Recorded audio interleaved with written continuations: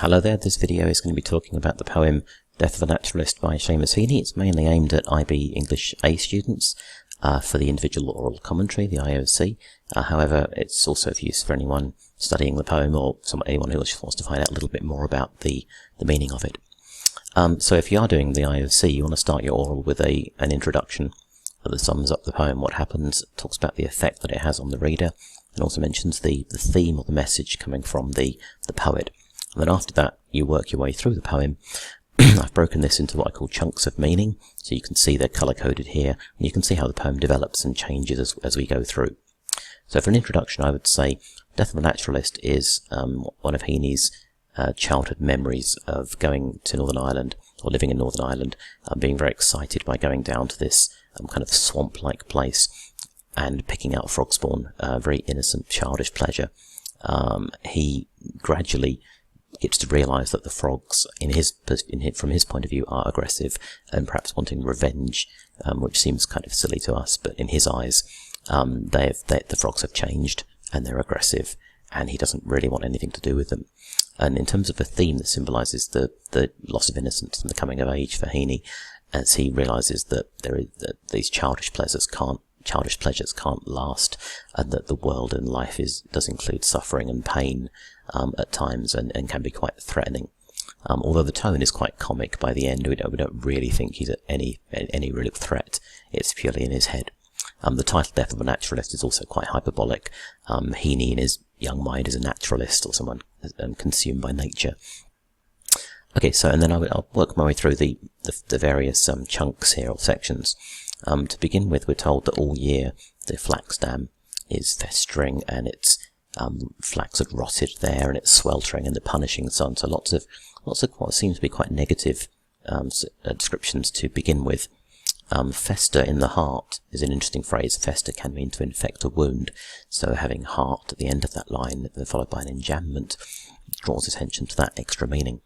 Heaney being in the heart of the townland, has a sense of him being a little adventurer going out and discovering things. So here's a very visual description to begin with of what's happening here. Largely unpleasant type things, apart from, interestingly, in line 5, Bubbles gargled delicately. Delicately doesn't seem to fit, but it perhaps adds some vividness and some balance to this description, and to in Heaney's mind, perhaps he does seem to enjoy this. The bluebottle's weaving a strong gauze of sound around the smell. He uses a lot of sibilance that perhaps mimics the sound of the bluebottles. Equally, weaving a strong gauze of sound is an example of synesthesia. A gauze is a protective layer, a physical layer, it's not a sound. And the theme of protection here, maintaining innocence, is quite important, so the gauze has some extra significance here. Moving on to the next section, so I'm going to signpost where I'm going with this. But best of all is an interesting phrase, because it's very childlike, it's not really poetic, and we move on towards the actual frog spawn, the main subject of the poem. Warm, thick slobber. Slobber you normally associate with a dog being very excited, and we're told the frog spawn is like clotted water. In the simile is an interesting one. You tend to associate clotted with clotted cream, or a blood clot, or something like that, possibly. So it could be positive, it could be negative. And here is where every year, so repeatedly, Heaney comes down and fills jampotfuls of jelly, or jellied specks. So the jampot and jelly are clearly connected. There's an alliteration, but they're similar in meaning as well. And he takes them away and displays them everywhere he can. He ranges on windowsills or at school, and then sits and watches to what happens to them. He sees them bursting into life. Burst, the verb, suggests some excitement from Heaney's part, and they become nimble swimming tadpoles. Miss Walls is an interesting introduction in line 15. She represents the teacher who's trying to educate Heaney and explain the facts of life, but she does it in a very euphemistic manner, and so really doesn't explain anything. It just simply says the daddy frog croaks, and suddenly the mammy frog, the Irish version of mummy, lays hundreds of little eggs, so clearly that's not really how reproduction works. But this is as far as Miss Walls wants to go. Miss Walls is interesting as well. She's a miss, which indicates, again, lack of marriage or sex. And Walls is a barrier, again, like the gauze that's protecting Heaney's innocence at this stage. Moving on, line 21 is of interest because it's by far the shortest line. The rest of the poem is largely iambic pentameter. In rain, just 2 words, that's it, nothing. And then we move on to the second part of the poem. In rain perhaps indicates here a change in the tone. Up until now, he's been enjoying this slightly gross type of nature. Line 21 indicates a break in that, and the rain obviously has connotations of negativity. One hot day indicates a change. He's been coming here for many years, and suddenly one hot day, when the fields were rank with cow dung, so immediately more negative type things, rank and cow dung. And now the frogs are described as angry.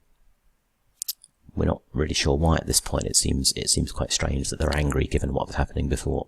And then look at all this military type diction, all these military type words that are used. They invaded the flax dam. He ducked through hedges, again escaping like an escape route.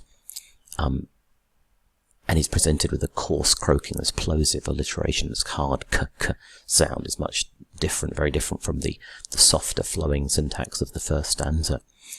But I had not heard before. Interesting enjambment there, lands on the word before, followed by a full stop or caesura. It seems hard that he hadn't, it seems unlikely that the frogs didn't make this noise before. Possibly what's changed is Heaney's perception, and he's growing up, and he's becoming more aware of the world around him, including now all the negative things. The air was thick, more synesthesia here, mixing the senses. With a bass chorus, a bass is again maybe suggesting puberty, and here a much more threatening kind of tone. They seem very alert and ready to attack in his mind.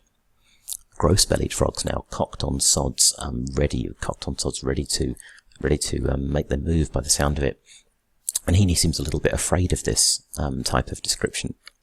Their loose necks pulsed like sails is describing how they flare up and when they're threatened. Slap and plop, nice onomatopoeic phrases there to show what Heaney's thinking about this. He seems quite uncomfortable by this. Again, more military phrases, poised like mud grenades, their blunt heads farting. Again, very, very unpleasant type of images here. We see Heaney recoiling from this. He spends this section describing what happens, and then finally in the last 3 lines we see his reaction to it, which is important and quite telling. We see at the end here, I sickened, turned, and ran, this rule of 3 that sums up what happens. He witnesses the change in his mind of the frogs.